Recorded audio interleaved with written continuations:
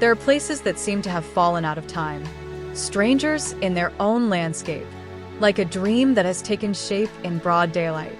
Here, high above the ancient, steady course of the Danube, such a place reigns.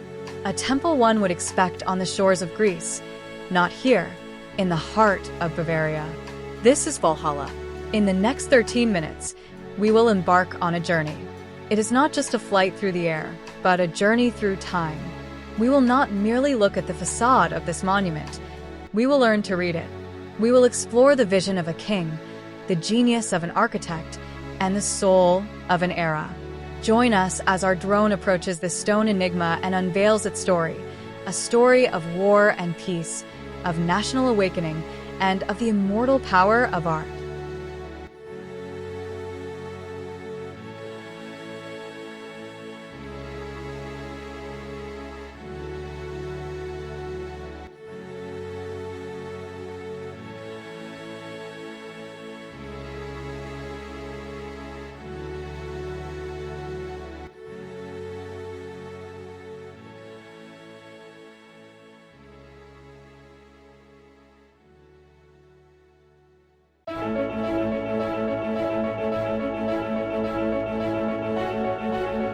To understand this structure, we must return to the beginning of the 19th century.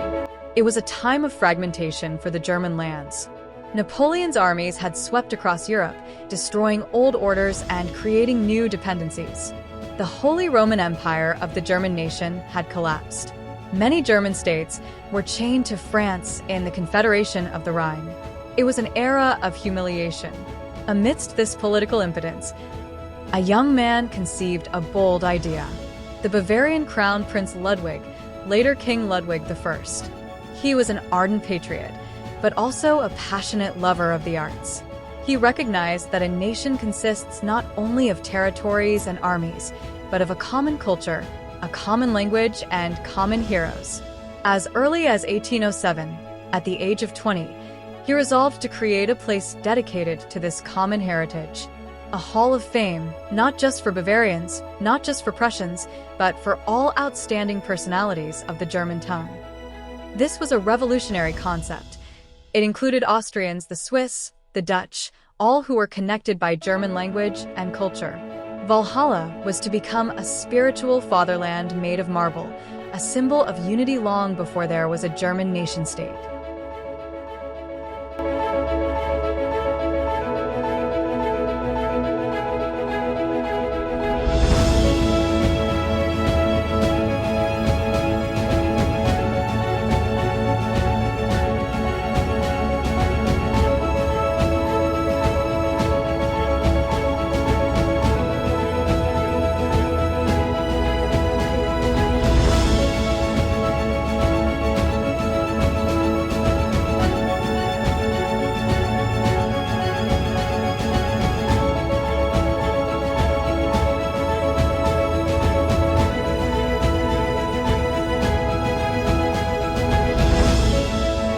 Ludwig's vision needed an architect who could translate it into reality. He found him in Leo von Klenze, his congenial court architect. Klenze and Ludwig shared a deep reverence for Greek antiquity. Why a Greek temple? Because classical Greece was considered the cradle of European art, science, and democracy. By choosing neoclassicism, Ludwig wanted to draw a direct line from the intellectual flourishing of Athens to the awakening spirit of the Germans. The unmistakable model was the most perfect temple of antiquity, the Parthenon on the Acropolis. Klenze studied its proportions meticulously. Walhalla is almost an exact copy in its external dimensions. 52 massive, fluted columns in the Doric style support the entablature. They radiate an unshakable calm and dignity.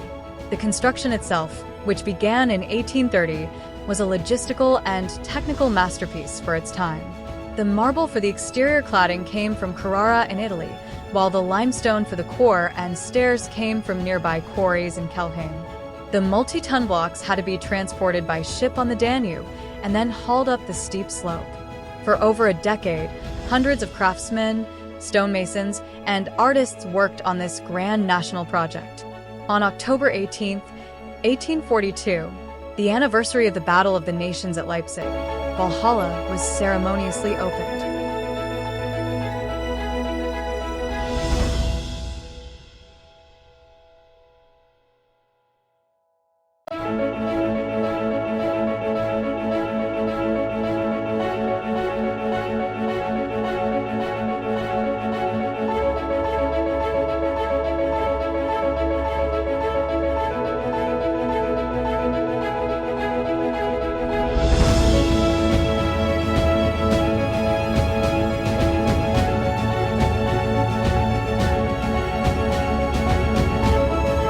Every detail of this structure speaks to us.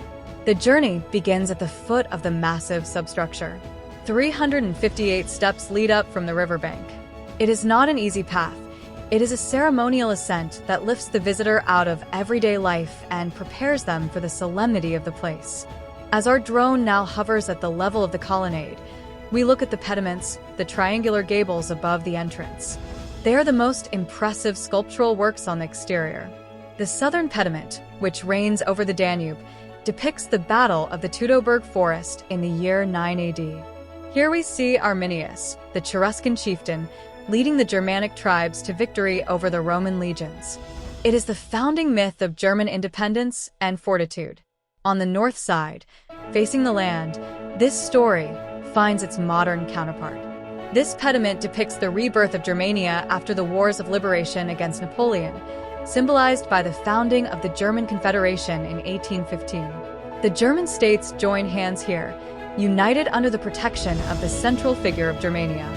It is Ludwig's message in stone, from ancient unity in battle to modern unity in peace. And as we gently glide sideways along the length of the building, we recognize the surrounding frieze, which runs just below the roof. In countless reliefs, it tells the primeval and early history of the Germanic peoples, from mythology to the first tribes. The entire exterior is a singular history book made of marble.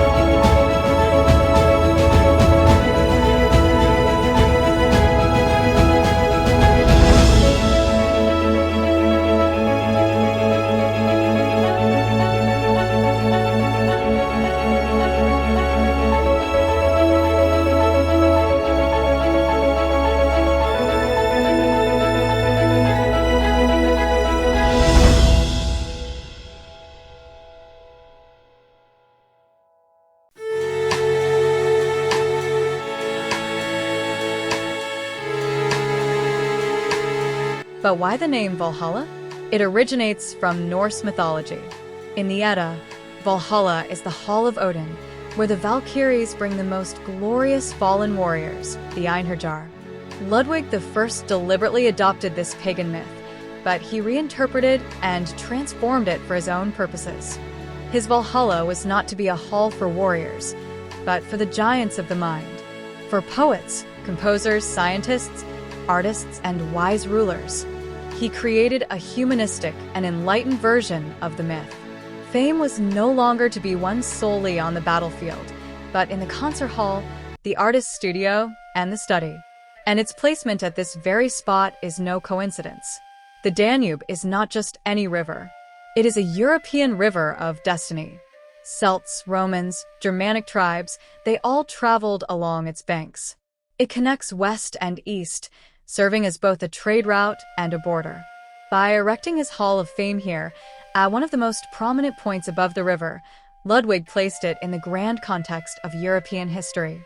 It was meant to be a beacon, widely visible to travelers on this ancient cultural path.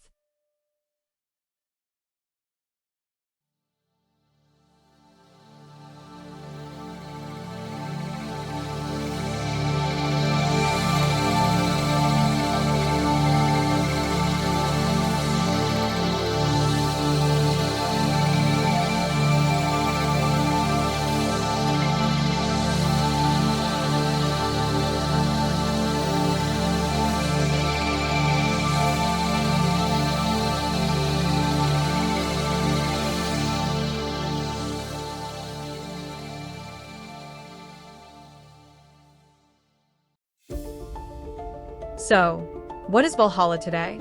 Its original political mission, to fuel the unification of Germany, was fulfilled with the founding of the empire in 1871. It is no longer a political appeal. It has become something else. It is a breathtaking work of art, a masterpiece of neoclassicism. It is a historical document that tells us of the dreams and aspirations of the 19th century. And it is a place of contemplation, inviting us to reflect on the transience of the individual and the permanence of great ideas. As the sun slowly sets, bathing the marble in warm light, we bid farewell to this dream of stone, a monument that asks questions and inspires awe, a timeless guardian over the river of time.